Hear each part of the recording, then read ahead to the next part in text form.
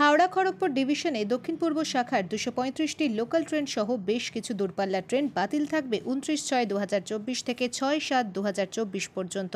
গত সোমবার 24/6/2024 তারিখে নতুন বিজ্ঞপ্তি দিয়ে জানিয়ে দিল রেল কর্তৃপক্ষ। গত 22/6/2024 থেকে 1/7/2024 পর্যন্ত ট্রেন বন্ধ থাকবে বলেও গতবারের নোটিশ দিয়ে জানিয়েছিল রেল, কিন্তু বিশেষ কারণে তা প্রত্যাহার করে নেয় কর্তৃপক্ষ। একাধিক ট্রেনের সময় পরিবর্তন করা হতে পারে। দক্ষিণ পূর্ব শাখার স্টেশনগুলির মধ্যে তৃতীয় লাইন চালু করার জন্য নন ইন্টারলকিং ওয়ার্কস ট্রেন পরিষেবা 1/3 প্যাটার্নে পরিবর্তনের জন্য ট্রেন পরিষেবা বাতিল থাকবে 8 দিন।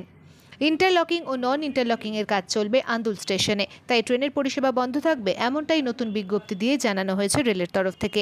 এর ফলে যাত্রীরা অসুবিধার সম্মুখীন হতে পারে।